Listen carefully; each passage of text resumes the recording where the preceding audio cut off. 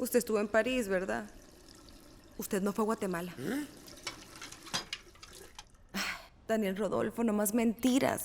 Aquí dice en el estado de cuenta. Usted viajó hace 15 días a París y se gastó $8,000 en una tienda de tecnología. ¿Qué? Y mira al niño en lo que trabaja. ¡Qué pecado! Para evitar fraudes, ahora puede reportar su viaje y recibir notificaciones de sus compras desde la app Davivienda. Así de fácil. Davivienda, una multilatina en El Salvador.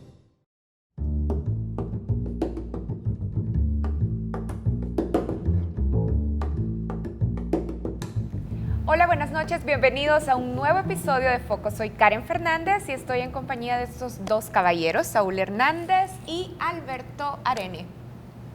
Bueno, esta noche vamos a hablar con el embajador Bernhard Garzai, el embajador del Reino Unido en El Salvador, sobre precisamente las elecciones, los resultados de las elecciones de este jueves pasado. Y vamos a hablar también pues, sobre las implicaciones que esto tiene para el Reino Unido y su futuro. Excelente, yo quiero comentarles, Alberto y Karen, que esta noche estaremos conversando junto a Janet Aguilar, la directora del Instituto de Opinión Pública de la UCA, el IUDOP, sobre los 3 años de gestión del presidente Salvador Sánchez Serén. El IUDOP ha consultado a los ciudadanos sobre diversos ámbitos de gestión del presidente y esta noche estaremos analizando esos hallazgos. Así es, y también más adelante en Focos, en nuestro segmento de retratos, vamos a presentarles a la escritora salvadoreño-nicaragüense Claribel Alegría, recientemente premiada, recibió de hecho el premio de la Reina Sofía. Así es que quédense con Focos, bienvenidos todos y recuerden que también pueden seguir esta transmisión a través de Facebook Live o a través de nuestras redes sociales. Bienvenidos y comenzamos. La posguerra está agotada. Necesitamos analizar y alumbrar mejor el camino para construir el futuro. Soy Alberto Arene, economista. No solo somos un nuevo programa de opinión, somos una nueva revista de realidad nacional. Soy Karen Fernández, comunicadora. Juntos formamos un equipo de trabajo independiente y comprometido con este momento de la historia. Somos una síntesis entre madurez y juventud para el nuevo impulso del futuro. Soy Saúl Hernández, politólogo. Bienvenidos a Focos.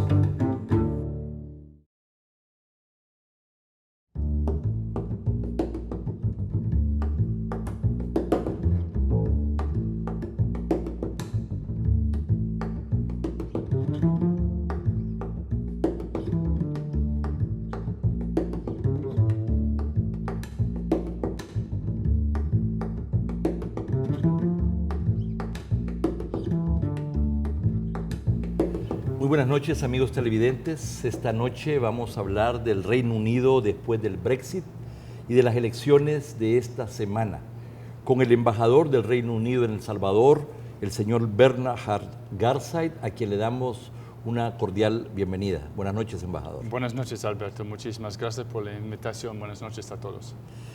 Bueno, en primer lugar queremos expresarle nuestras condolencias por los últimos actos terroristas en Londres y Manchester que enlutaron y conmocionaron al Reino Unido, pero también al mundo. Ha sido una verdadera tragedia y todos nos hemos unido al dolor de ustedes. Muchísimas gracias, muy amable. Bueno, estos resultados electorales de esta semana, de estas elecciones que se celebraron el día jueves, la primera ministra Theresa May disolvió el Parlamento y convocó a elecciones el jueves pasado para fortalecer su legitimidad como líder de su partido, pero también su fuerza para iniciar ya el proceso de negociaciones para la salida del Reino Unido de la Unión Europea. Pero todo indica que no logró ninguno de sus objetivos, más allá que su partido sigue siendo mayoritaria y que van a poder formar precisamente un nuevo gobierno. El Partido Conservador perdió 13 congresistas, mientras el Partido Laborista ganó 32, y el Partido Conservador, en unión con el Partido Democrático Unionista del Norte de Irlanda, con sus 10 congresistas, lograrán finalmente conformar una mayoría. Ese es el tema que queremos comenzar discutiendo con el embajador. ¿Cómo vio usted estos resultados? Bueno, en primer lugar, muy interesante. El pueblo británico chocó al mundo otra vez y también a los políticos. Pero lo que aprendimos esta noche es que los políticos ya no pueden tomar votos por hecho en el futuro. Eso es absolutamente claro. Las encuestas pareciera que volvieron a fallar. Los conservadores tuvieron 318 congresistas, el Partido Democrático Unionista 10, y con eso conformarían con 328, dijéramos, una mayoría, Sí. frente al Partido Laborista con 262, el Partido Nacional de Escocia con 35, los liberales demócratas con 12, el Partido Verde con 1. Esa sería la potencial coalición si hubieran sacado un poco más y si hubieran conformado Sí. gobierno, ¿verdad? La ironía, embajador, es que la persona que perdió, en este caso la primer ministro, la persona que ganó, Sí. pareciera que ha perdido, y la persona que ganó, que es el líder del Partido Laborista, pareciera que ha ganado. Eso es absolutamente la ironía. Y la primera ministra y los conservadores no están en este momento celebrando, pero el partido laborista que perdió, ellos están celebrando casi como se ganaron, ¿no? Es increíble. Bueno, algunos, aunque no, estas son por supuesto análisis, especulaciones, algunos consideran que el mensaje de la primer ministro, que era darle certidumbre, darle estabilidad al Reino Unido, tal vez no se logre con estos resultados, sobre todo porque la primer ministro tendría amenazas al interior mismo de su partido y lejos de fortalecer su liderazgo, que era uno de sus objetivos, pareciera que esto se ha debilitado. Veremos pues cómo forma el gobierno, el gabinete, y cómo logra mantener unido no solamente a su partido, pero también a la coalición. Sí, eso es el reto en este momento. Hoy en día acordó su gabinete, un parte de su gabinete, ya tenemos un ministro de Relaciones Exteriores, otra vez Boris Johnson, y otros ministros otra vez quedaron en sus puestos de trabajo. Y mi siento sobre eso es que ella no quiere cambiar mucho en este momento porque hay un peligro de que los miembros de su partido no van a aceptar eso. El Reino Unido en su política exterior ha priorizado los temas de transparencia, lucha contra la corrupción, todo el tema de derechos de las mujeres y también la protección al medio ambiente y la lucha contra el cambio climático. Sí. Pareciera que son aspectos centrales ahora de la política exterior, y usted como embajador ha estado muy activo y ha tenido yo diría una presencia pública importante en estos tres temas. He tenido oportunidad de leer sus columnas y comencemos entonces con el tema de la transparencia y la corrupción. Por cierto, además de la columna que usted escribió en la prensa gráfica, esta semana, el día lunes, salió una nota grande que dice: falta de transparencia y corrupción alejan a los inversionistas británicos. Dice que el embajador Bernard Garza reconoció que empresarios interesados al venir y conocer algunas condiciones han decidido no arriesgarse a invertir. ¿Podría darnos más elementos sobre esto? ¿Qué es lo que ha sucedido? Bueno, al lado de todos nuestros retos como el medio ambiente, transparencia y todos, tenemos también el comercio.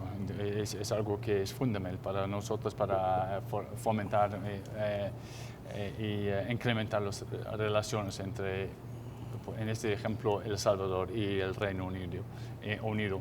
Y tenemos varios oportunidades de hacerlo. El comercio es una de las oportunidades, por ejemplo. Pero lo que yo dije es invitamos empresas del Reino Unido para ver el mercado en El Salvador. En este momento vienen pocos. ¿Por qué? Porque ellos tienen internet, ellos tienen acceso a los noticios internacionales, pueden ver fácilmente qué pasa en este país con, en primer lugar, la seguridad o inseguridad. Eso es un caso. Pero también tienen el acceso a las cifras, por ejemplo, cómo va el país y cuál es la deuda del país, y etc. Entonces, hay un cuadro que se construyan sobre el país, sí hay oportunidades de invertirse. Bueno, nosotros aquí en este país podemos ver mejor, en mi opinión, que de las oportunidades, pero es difícil cuando las empresas tienen acceso a esta información sobre el Internet y todos, para atraerlos directamente a El Salvador para ver. Algunos sí, vinieron y en este momento tenemos algunas empresas que quieren involucrarse en sectores claves también. Algunos vinieron y ya firmaron acuerdos, gracias a los días, y entonces eso es lo que es un reto para nosotros. Y cuando hablamos con las empresas que no quieren involucrarse, dijeron no, bueno, por ejemplo, en este programa no pudimos obtener información, era muy difícil para obtener la información, las cosas muy oscuras, entonces para nosotros como empresas del Reino Unido es mejor a preservar nuestra reputación en este momento, y por eso yo lo dije ese. O sea, era más bien el acceso a información sobre las condiciones de la inversión, sobre aspectos legales, sobre aspectos... Todos los aspectos. Sí, por ejemplo, cuando hay un proyecto, lo que es clave es cuáles son las cosas del proyecto, cuáles son los ministros que están involucrados, quién va a pagar, cómo van a pagar, quién va a asegurar pagamientos, por ejemplo. Eso es información que es clave a las empresas, y algunas cosas de esas no pudieran... ¿Y estamos hablando de empresas interesadas en qué rubros o en qué áreas particulares? En casi todos. Tuvimos en el sector de la energía, por ejemplo, específicamente tenemos empresas en áreas petroleras y de gas, en todos los sectores, en finanzas también. Ahora tenemos muchas empresas británicas que están involucradas en el sector finanza y de fiscal, lo siento, y otros sectores también. Bueno, además de que no tenemos un mercado grande, y la parte macroeconómica, el tema de la deuda pública, la sostenibilidad de la deuda pública es un problema. Sí. Si a todo eso le agregamos otros aspectos, pues me imagino que eso, por supuesto, incide en las decisiones fundamentales. Pero, sin embargo, entiendo que han tenido más éxito en Guatemala, en Honduras y también en Nicaragua, donde no son países necesariamente que tengan una transparencia y una institucionalidad mayor que la nuestra. Al contrario, a veces cuando uno visita uno de estos países, uno ve su país un poco mejor, ¿verdad? Al ver las cosas que pasan con nuestros vecinos. Entonces, la pregunta es ¿por qué ahí y por qué no acá? No, absolutamente. Es la misma pregunta que yo me a mi colega en Guatemala y en Honduras. Pero parece que las empresas están involucrándose en Honduras en este momento especialmente.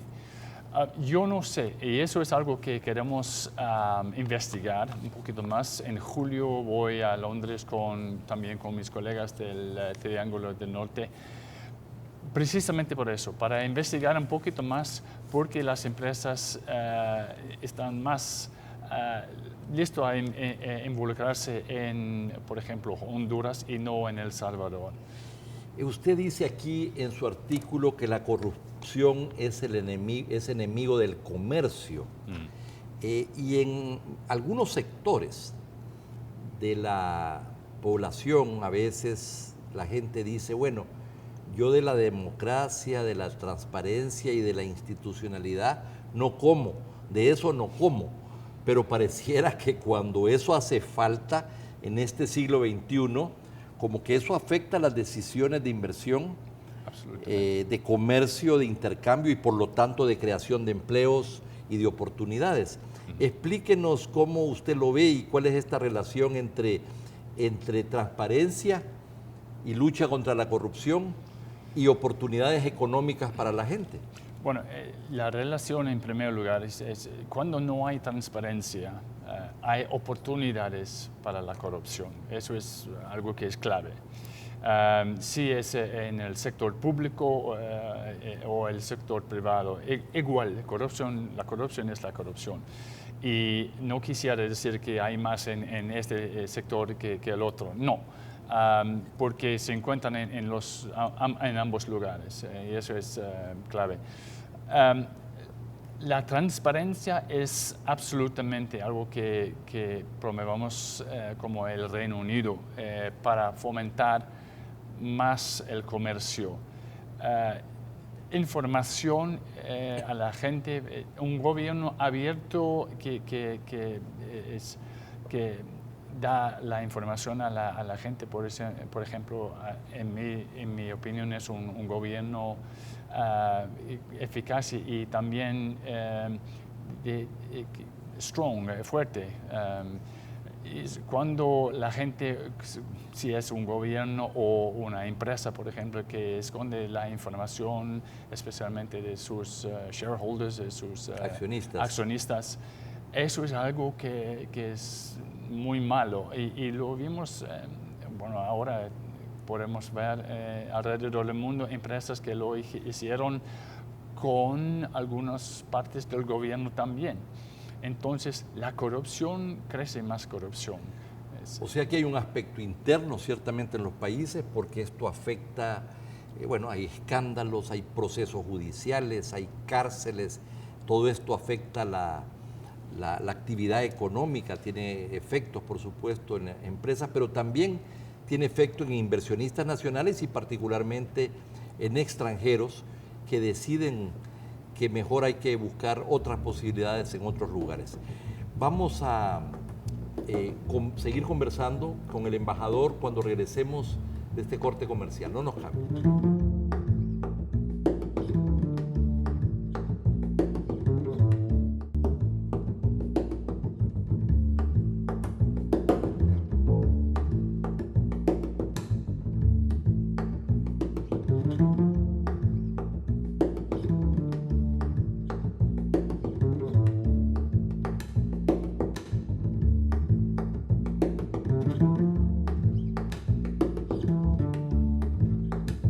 Estamos conversando con el embajador del Reino Unido, Bernhard Garside, sobre las últimas elecciones en el Reino Unido, sobre las consecuencias del Brexit, pero también sobre aspectos centrales de la política exterior del Reino Unido en el mundo.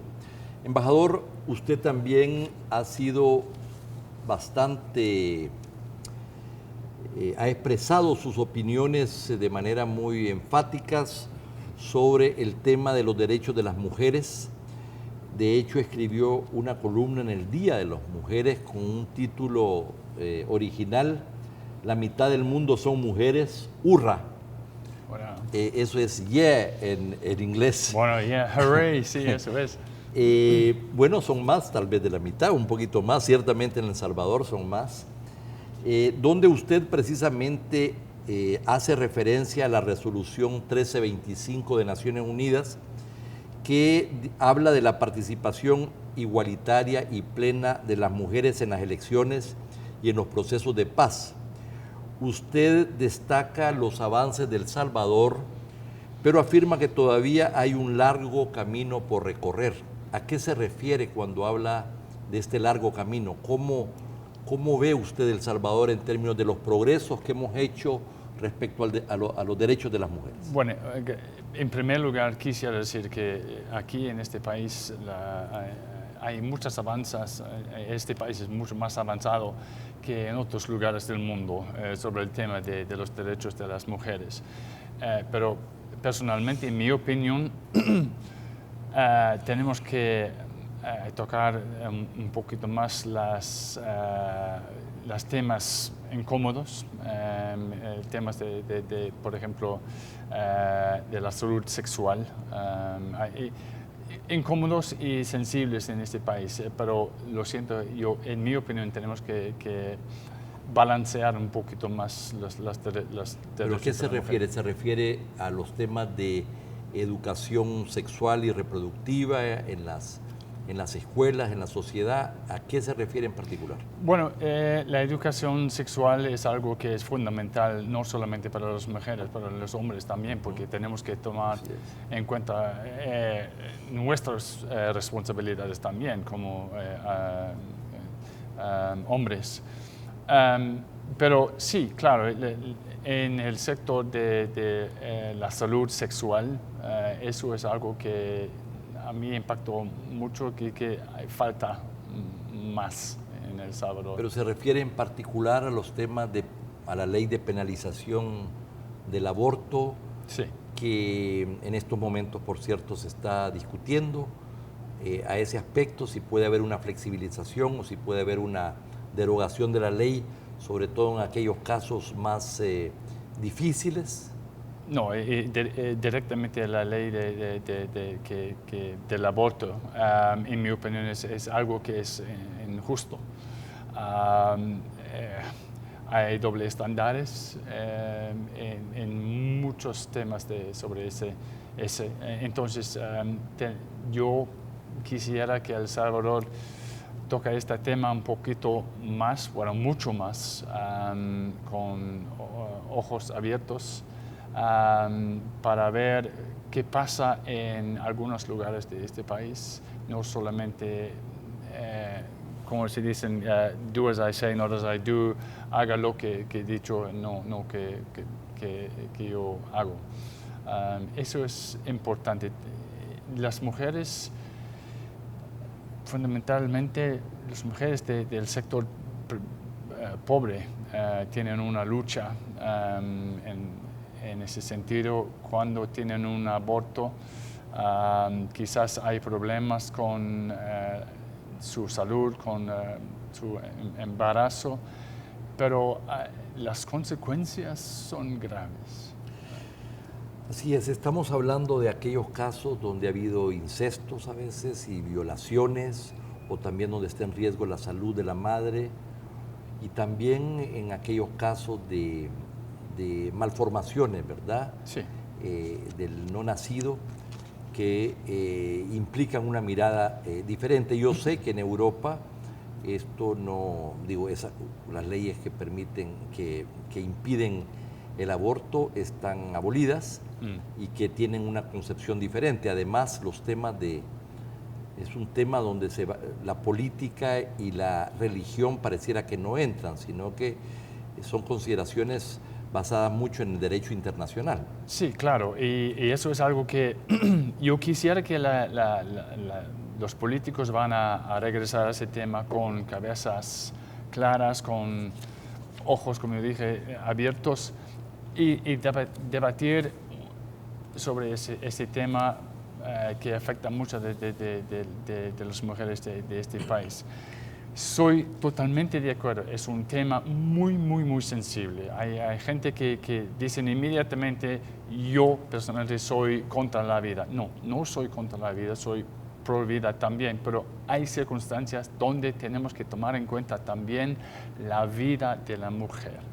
Otro de los temas sobre los cuales usted se ha pronunciado es precisamente sobre el tema del medio ambiente. En la columna que escribió, que tituló La mayor amenaza para las futuras generaciones son precisamente el cambio climático y el calentamiento globales. Sobre este punto, pareciera que hay coincidencias fundamentales entre laboristas y conservadores.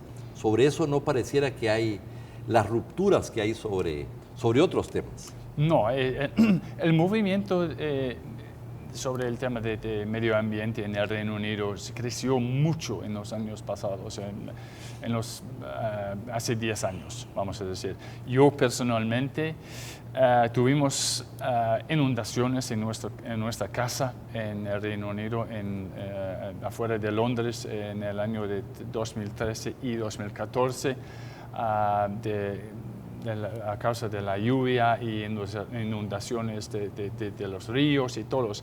Entonces hay consecuencias de nuestras acciones cuando no protegemos nuestro ambiente y también nuestro alrededor. Y eso es algo que es fundamental. Tenemos solamente un planeta. No hay un planeta B donde vamos, un planeta. Y yo veo mi reto es pasar un planeta mejor a mis niños y mejor a sus niños también.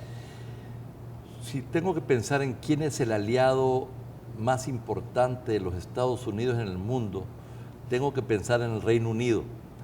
Y eso no ha cambiado, pareciera, con la llegada de Donald Trump a la presidencia. Y pareciera que hubo un buen encuentro con la primer ministro Theresa May. Sin embargo, respecto al tema medioambiental, ahora que Trump se ha apartado, ¿verdad?, del Acuerdo de París, me imagino que van a haber diferencias. Sí, hay diferencias, naturalmente. Lamentable lo hizo. Para nosotros es algo muy preocupante y como amigos en nuestras relaciones especiales, vamos a decir, eso es algo que queremos influir al presidente de Estados Unidos también para, por favor, reconsiderar sus acciones porque hay consecuencias. Hay un punto donde las preferencias personales, los hobbies, pueden unirse a la representación diplomática y a la política exterior de un país. Y he descubierto que usted lo está logrando siendo buceador. Sí, eso y es. Al mismo tiempo se acaba de meter en el lago de Ilopango a sacar basura. Cuéntenos, porque bueno, esto es parte de un hobby, de una afición que ustedes tienen, pero también es consistente con su compromiso, tanto personal como de su gobierno, con impulsar los temas medioambientales. Bueno, en primer lugar, yo dije muchas veces, y voy a repetirlo, El Salvador es un país hermoso, con una gente muy amigable. Y yo y mi esposa nos sentamos aquí en casa realmente. Es un país fantástico. Hay lugares para nosotros a bucear, como el lago de Ilopango, Coatepeque o Los Cóbanos, en cualquier lugar. Y lo que me molesta, lo siento mucho, es el nivel de basura. Entonces, yo quiero dar un ejemplo como embajador, como un persona del mundo también, cómo podemos cuidar el medio ambiente, cómo podemos cuidar un país hermoso como El Salvador también.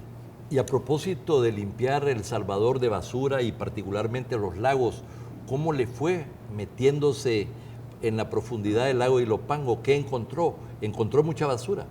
Bueno, fuimos a alrededor de 20 metros de profundidad y encontramos latas, botellas, sacos de plástico, zapatos, casi todos los cartones de jugo, mucho, tengo que decir, mucho. ¿Fue con otros embajadores? ¿Estuvo el embajador de Estados Unidos? La embajadora de Estados Unidos fue con su equipo por la orilla para limpiar en orilla, lo siento, en el sector de turístico allá.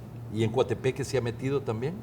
Sí, lo hicimos el buceo, pero nunca para recoger la basura, todavía. Ambos lagos son muy profundos, ¿no? Sí, la verdad, muy profundo, más de 250 metros. Sí. Bueno, vamos a hablar un poquito de las relaciones entre El Salvador y el Reino Unido. después de 12 años en que no hubo un embajador, sino que entiendo que se veía El Salvador desde Guatemala, desde la embajada de Guatemala. Sí. Finalmente se acordó reanudar, dijéramos, las relaciones existían, pero nombrar embajadores en ambos lados. Y fue así como llegó una embajadora que estuvo poco tiempo y luego usted que ya tiene 2 años de estar acá. ¿Cómo evalúa usted el estado de las relaciones diplomáticas entre ambos países? Bueno, yo personalmente veo las relaciones muy bien. Naturalmente, después de una ausencia de 10, 12 años, es difícil tener relaciones fantásticas en un momento. No, tenemos que crecer, construir confianza entre nosotros y eso es un reto personal que veo. Y también la embajadora en Londres. Sí. Nuestra embajadora Elizabeth Hayek, que Sí. tiene ya, creo yo, pues 1 año Sí. de estar allá. ¿Cuáles son los desafíos principales que usted ve para desarrollar aún más estas relaciones? Bueno, hay muchas cosas que tenemos en común. Por ejemplo, nuestro medio ambiente es algo fácil, pero queremos a ambos lados incrementar nuestro comercio entre nosotros y intercambios de ideas, intercambios de personaje para compartir nuestras herramientas y otras cosas también. Ustedes tienen de las mejores universidades en el mundo, no solo Cambridge y Oxford y la London School of Economics, sino muchísimas otras universidades de primer nivel mundial. Y me da la impresión que no hay suficientes salvadoreños en las universidades del Reino Unido. A mí personalmente me gustaría ver más salvadoreños allá. Entiendo que hay un cupo limitado de becas que ustedes dan. Cuéntenos. Sí, absolutamente. Bueno, yo quisiera ver más en nuestras universidades también. No, tenemos un programa de becas, se llama Chevening. Es una beca de maestros, maestría. maestría, lo siento, de Sí. master's degrees, solamente en este momento. Pero es un programa, este año tenemos 6 salvadoreños que están estudiando en el Reino Unido. Lo que podemos hacer es enviar un salvadoreño que tiene el derecho de hacerlo a una universidad en cualquier lugar, a Oxford si quiere Oxford, bueno, o Cambridge, bueno, todos son involucrados en nuestro programa. ¿Cuáles son los requisitos? Normalmente tienen que tener buenas notas, tienen que... Eso es, tienen que tener buenas notas también, tienen que hacer una entrevista con nosotros. En primer lugar, alrededor de septiembre, octubre, hacemos los formularios donde la gente se puede involucrarse, pedir, pero tiene que tener buenas notas y también buenas ideas que van a hacer en el Reino Unido y también cuando regresan a El Salvador. Me imagino que la demanda de becas es muchísimo mayor que la oferta, ¿no? Absolutamente, y eso es algo que está creciendo también. Bueno, lo mejor, porque tenemos más gente y podemos elegir mejor también. Usted sabe que hay un médico hondureño salvadoreño, Salvador Moncada, que se dice que le robaron el premio Nobel ya en 2 ocasiones, Sí. que precisamente hizo sus estudios de posgrado en Londres. Sí, la verdad sí. ¿Usted ha tenido oportunidad de conocerlo? Sí, una vez, sí.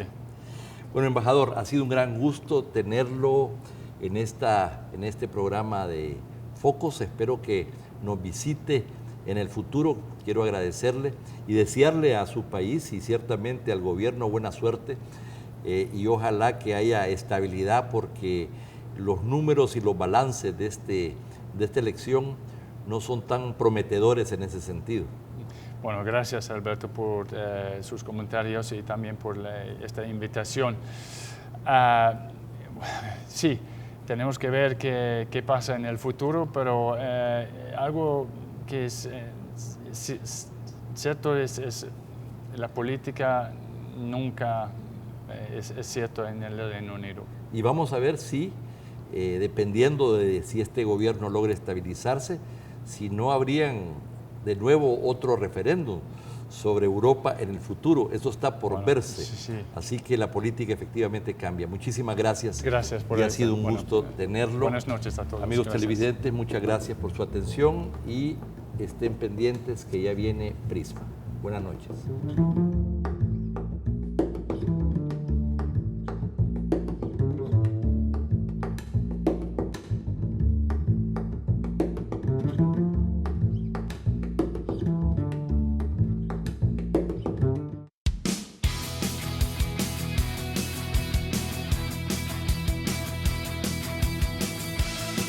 ¿Y cuántos tomates son? Son 3 tomates y 2 zanahorias. Ahora hay que meter los cangrejos vivos al agua.